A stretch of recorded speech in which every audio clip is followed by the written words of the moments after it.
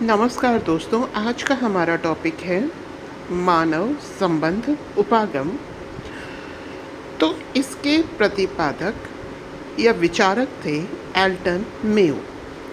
Elton Mayo ने दोस्तों अलग अलग तरीके के प्रयोग किए और इस मानव संबंध उपागम के बारे में अपने विचार व्यक्त किए। इनका मानना ये था कि जो मनुष्य है वो मात्र मशीन नहीं है, ये विचारों से युक्त एक इकाई है। मतलब अगर उसके कार्य की परिस्थितियों में परिवर्तन किया जाए, अगर उसे कुछ सहूलियत प्रदान की जाए तो वो अच्छा कार्य कर सकता है। तो इस हेतु उन्होंने विभिन्न प्रकार के प्रयोग किए। सबसे पहला प्रयोग कहलाता है दोस्तों महान प्रकाश व्यवस्था प्रयोग। इसमें इन्होंने दोस्तों अलग अलग लाइट, मतलब कभी तीव्र रोशनी, कभी मध्यम रोशनी, कभी हल्की रोशनी में लोगों के कार्य का अध्ययन किया। लेकिन इसमें उन्होंने कोई विशेष परिवर्तन नहीं देखा, क्योंकि ये जिन पर प्रयोग कर रहे थे उनको मालूम था कि हम पर ये प्रयोग किया जा रहा है।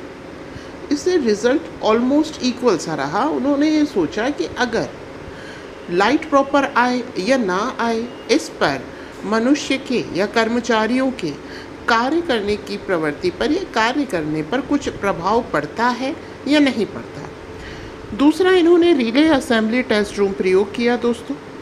इसमें इन्होंने मजदूरी, विश्राम के क्षण, समय, इन सब पर गौर किया कि इनको मजदूरी कितनी दी जाए, इनके विश्राम के क्षण होने चाहिए या नहीं। अगला प्रयोग इन्होंने किया साक्षात्कार प्रयोग। इसमें जो कर्मचारी थे उन सब से साक्षात्कार किया गया, लेकिन उन्होंने देखा कि इससे भी कोई फर्क नहीं पड़ा। एक प्रयोग इन्होंने किया दोस्तों बैंक वायरिंग प्रयोग। बैंक वायरिंग प्रयोग, ये वायरिंग करने वाले, जो सोल्डरिंग करने वाले, वायरों का कनेक्शन करने वाले जो लोग थे उनके ऊपर प्रयोग किया। इन्होंने सोचा कि वेतन उत्पादन के आधार, इनको जो वायरिंग प्रयोग, मतलब जो वायरिंग करने वाले लोग थे दोस्तों, इनको जो वेतन था उनके कार्य के आधार पर दिया जाता था। ठीक है दोस्तों, इनमें जो लोग थे उन्होंने अपने लिए कुछ कोड वर्ड डिसाइड कर रखे थे। मतलब कुछ लोग सही काम करते थे, कुछ लोग नहीं करते थे, कुछ दूसरों की चुगलियों में ही समय व्यतीत करते थे। इस प्रकार से एल्टन मेयो ने विभिन्न प्रकार के प्रयोग किए। अब हम देखते हैं, मतलब कुल मिलाकर यहाँ पर जो मनुष्य के संबंध है, जो मनुष्य है, उस पर अधिक महत्व दिया गया है। अगर हम इसकी विशेषताएं देखें दोस्तों, तो इसमें ये कहा गया है कि मनुष्य मात्र मशीन ना होकर विचारों से युक्त इकाई है, तथा इसमें संगठन में बनने वाले औपचारिक संबंधों पर बल दिया गया। इसके अलावा ये कहा गया कि मनुष्यों की जो इंडिविजुअल प्रॉब्लम है वो संगठन को प्रभावित करेगी, बिल्कुल करेगी। अगर वो अपने में परेशान रहेगा तो संगठन के लिए सही तरीके से कार्य नहीं कर पाएगा। अनार्थिक अभिप्रेरणा पर बल। अभी तक तो हम ये मानते थे कि जो सबसे ज़्यादा मोटिवेशन है वो आर्थिक कारकों से ही मिलता है, लेकिन मानव संबंध उपागम में अनार्थिक अभिप्रेरणा पर बल दिया गया। मानव समूह एक सकारात्मक दृष्टिकोण विकसित किया गया। इसमें ये कहा गया कि जो सत्ता है वो नीचे से ऊपर की तरफ प्रवाहित होती है। मतलब जैसे जैसे हम हायरार्की में ऊपर की तरफ जाएंगे वैसे वैसे सत्ता बढ़ती जाएगी। इसके अलावा मानव समूह स्वार्थी, निरुद्देश्य ना होकर सकारात्मक दृष्टिकोण वाले हैं। मतलब अभी तक ये माना जाता था कि लोगों का जो समूह है उसका ना तो कोई उद्देश्य है और वो पूर्णतया स्वार्थी है। इन्होंने क्या कहा, ऐसा नहीं है। हम सकारात्मक, इनका जो संबंध है, मानव संबंध है, वो सकारात्मक दृष्टिकोण वाला है। कुल मिलाकर मानव संबंध उपागम में दोस्तों लोगों के संबंध की बात, पारस्परिक संबंधों की बात की गई। अब हम देखते हैं आलोचनाएं। तो अमेरिकन ऑटो वर्कर्स ने इसे काउ सोशियोलॉजिस्ट बताया। मतलब उन्होंने कहा कि जो मेयो है वो कर्मचारियों को पुचकारने में अधिक महत्व रखते हैं। इसके अलावा इन्होंने औपचारिक संगठनों पर बल दिया। अनौपचारिक संगठनों का क्या? आर्थिक कारक भी शक्ति को अभिप्रेरित करने हेतु महत्वपूर्ण भूमिका निभाते हैं। उन्होंने आर्थिक कारणों को इग्नोर किया। उन्होंने जो मेन पॉइंट रखा वो मानव संबंध रखा। हार्थोन प्रयोगों के बारे में श्रमिकों को जानकारी थी। मतलब ये जो प्रयोग किए गए इस पर इसकी जानकारी पहले से श्रमिकों की थी, तो उन्होंने जो सही रिजल्ट था वो नहीं दिया, तो इससे सही रिजल्ट भी प्राप्त ना हो पाया। अब हम देखते हैं दोस्तों इसकी वर्तमान में क्या प्रासंगिकता है। तो वर्तमान में अनार्थिक प्रेरणा पर भी बल दिया जाता है, जैसे कि 15 अगस्त 26 जनवरी पर जो श्रेष्ठ कर्मचारी होते हैं उनको सम्मानित किया जाता है। मानवीय समस्याओं के समाधान हेतु श्रमिक संघों की वकालत करता है दोस्तों। मतलब श्रमिक संघ होने चाहिए। मान लीजिए श्रमिकों को कोई समस्या है तो जो श्रमिक संघ है इनकी वकालत की जाती है। मेयो का साक्षात्कार कार्यक्रम जन भागीदारी का उदाहरण है। मतलब जो साक्षात्कार किया वो एक तरीके से जन भागीदारी का उदाहरण पेश करता है, जैसे कि आरटीआई, सिविल सोसाइटी जैसी व्यवस्थाएं ये जन भागीदारी बढ़ाने का कार्य करती हैं। ये दोस्तों शिकायत निवारण व्यवस्था पर प्रभावी है। अब हम देखते हैं शास्त्रीय उपागम और मानव संबंध उपागम में क्या अंतर है। तो शास्त्रीय उपागम दोस्तों औपचारिक संगठन पर बल देता है, वही मानव संबंध उपागम अनौपचारिक संगठनों पर बल देता है।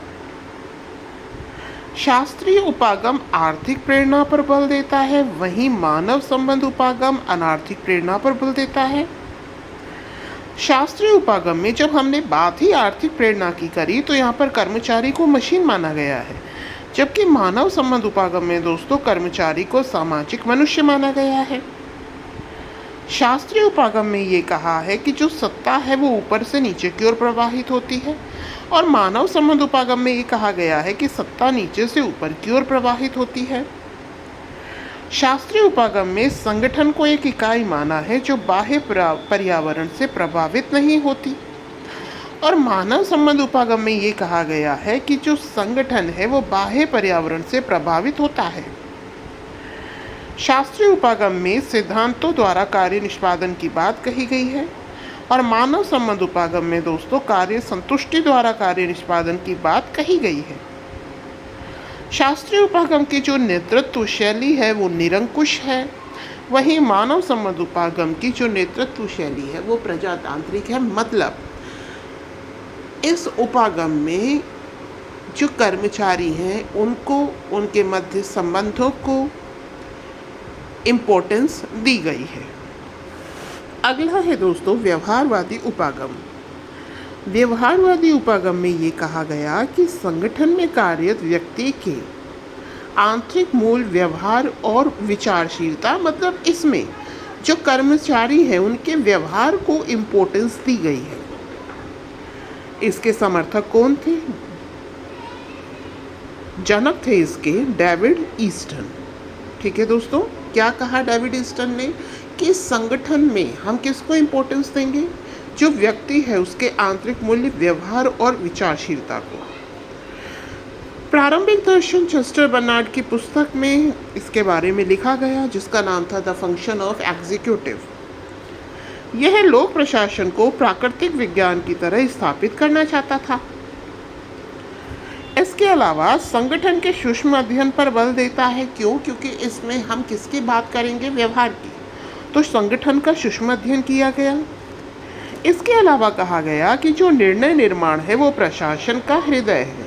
तो इसके जनक कौन थे दोस्तों? डेविड ईस्टन थे। अब हम मानव संबंध उपागम और व्यवहारवादी उपागम में अंतर देखते हैं। मानव संबंध उपागम में संगठन में कार्यरत व्यक्तियों के परस्पर संबंधों की बात कही गई है, वहीं व्यवहारवादी उपागम में दोस्तों व्यक्ति के आंतरिक मूल्यों का अध्ययन किया गया है। यहाँ कहा गया था निर्णयों में मूल्यों का समावेश है, जबकि व्यवहारवादी उपागम में कहा गया निर्णय में मूल्य तथा तथ्य दोनों का समावेश है। मानव संबंध उपागम व्याख्यात्मक व्याख्यात्मक प्रकृति का है, जिसके समर्थक हैं दोस्तों एल्टन मेयो डिक्सन। वहीं व्यवहारवादी उपागम के समर्थक है एल्बर्ट साइमन और चेस्टर बर्नार्ड। और दोस्तों ये विश्लेषणात्मक प्रकृति का है। ठीक है दोस्तों, एक बार फिर देख लेते हैं। इसके जो जनक थे व्यवहारवादी उपागम के डेविड ईस्टन थे। इनकी कौन सी पुस्तक थी? The function of executive. इसमें क्या कहा गया मानव संबंध उपागम में कि संगठन में कार्यरत व्यक्तियों के परस्पर संबंध पर निर्भर करता है।